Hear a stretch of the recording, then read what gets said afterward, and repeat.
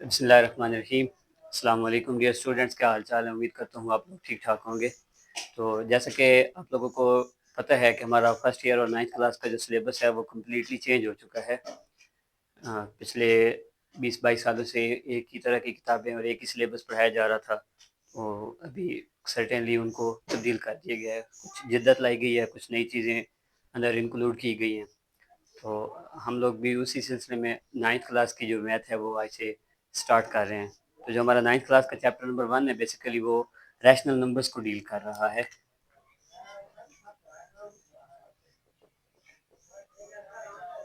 Rational numbers, यहाँ से जो हमारी थ्योरी है वो स्टार्ट होगी।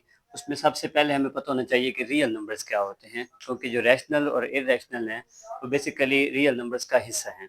तो रियल नंबर्स हर जो गिनती है हमारी स्टार्ट हुई 1 2 3 4 5 6 7 8 9, जीरो को इंक्लूड कर दिया जाए, दो सेट हमारे पास बने थे, एक नेचुरल नंबर, एक होल नंबर्स का। तो इन्हीं दो सेटों को जब यूनियन लिया जाता है तो डेट इज कॉल्ड, हमारे पास रियल नंबर्स आ जाते हैं। उनमें हमारे पास दो टाइप्स बनती हैं, एक रैशनल और सेकंड हमारे पास बनती है इरेशनल नंबर्स।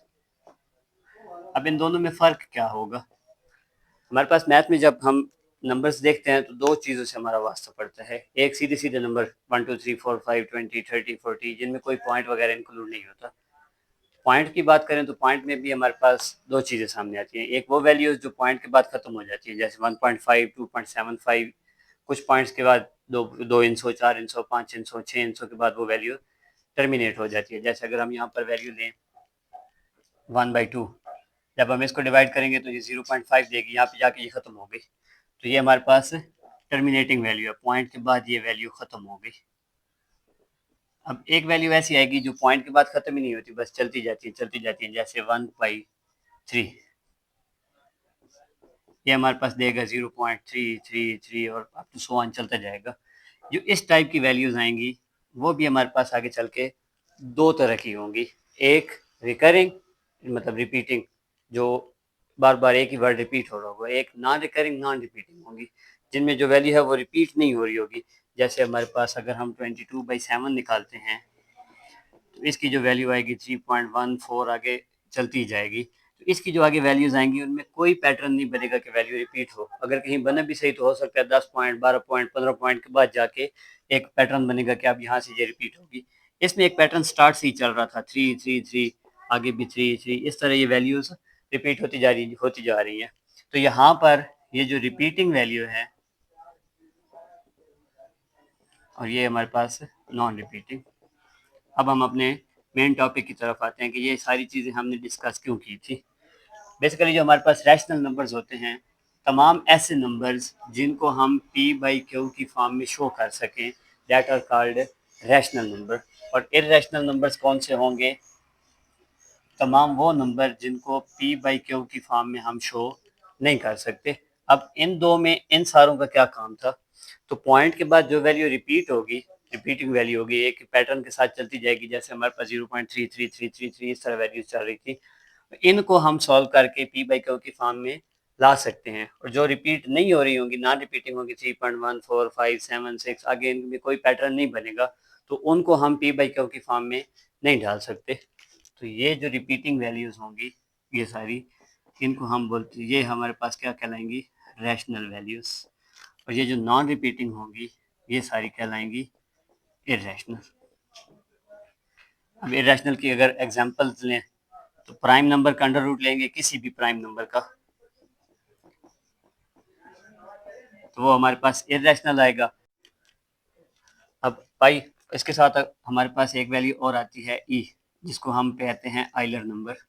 आइलर बेसिकली एक बंदे का नाम है, उसके नाम के साथ ये मंसूब किया गया है ई, तो ये भी हमारे पास इरेशनल होगा। तो हर वो वैल्यू जिसका पॉइंट के बाद आंसर नॉन रिपीटिंग रहेगा, रिपीट नहीं होगा, उसको हम इरेशनल में कंसिडर करेंगे। और फिर वो वैल्यू जिसको हम p/q की फॉर्म में सामने से नजर आ रहा हो कि इसको नहीं लिखा जा सकता, वो इरेशनल कहलाएगी। और हर वो वैल्यू जो p/q की फॉर्म में शो की जा सके, that is called rational number.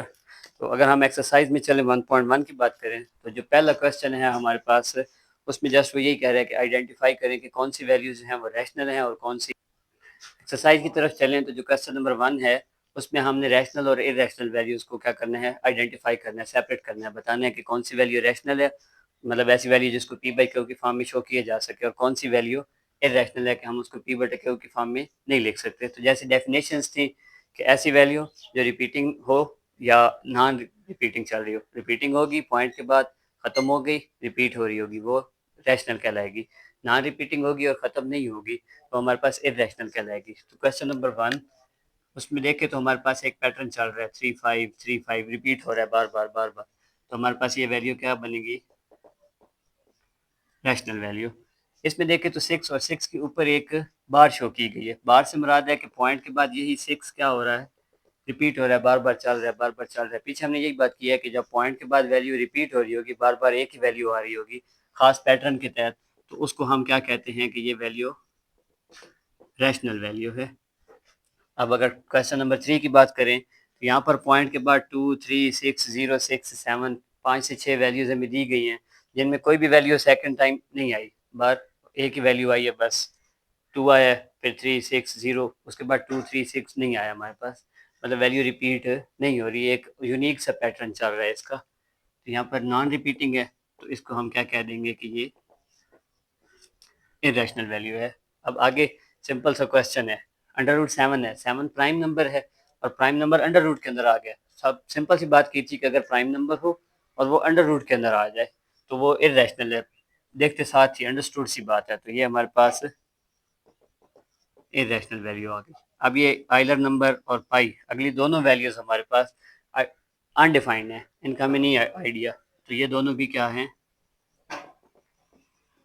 Irrational values. अब चलते हैं अपने 7वें क्वेश्चन की तरफ। यहाँ पर भी 11 हमारे पास प्राइम वैल्यू में शुमार होता है और prime value under the square root आ गई है, तो ये भी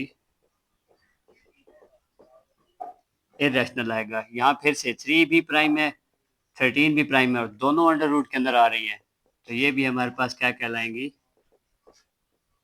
इरेशनल वैल्यूज। 9th क्वेश्चन में 15/4 है, अगर डिवाइड करें तो आंसर 3.75 और वैल्यू रुक गई। अगर डिवाइड करके देखें,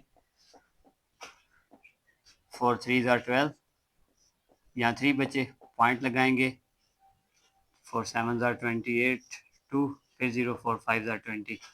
डिवाइड होने के बाद ये वैल्यू यहाँ पर ख़त्म हो गई, टर्मिनेट हो गई। तो टर्मिनेटिंग वैल्यू हमारे पास रैशनल वैल्यू होती है, इसको हम पी बटे क्यू की फॉर्म में शो कर सकते हैं। अब बची ये वैल्यू, तो इसमें भी अंडर रूट 2 आ रहा है जो कि एक प्राइम वैल्यू है और prime value under the square root आ रही है, तो ये भी हमारे पास क्या कहलाएगी, इरेशनल वैल्यू कहलाएगी।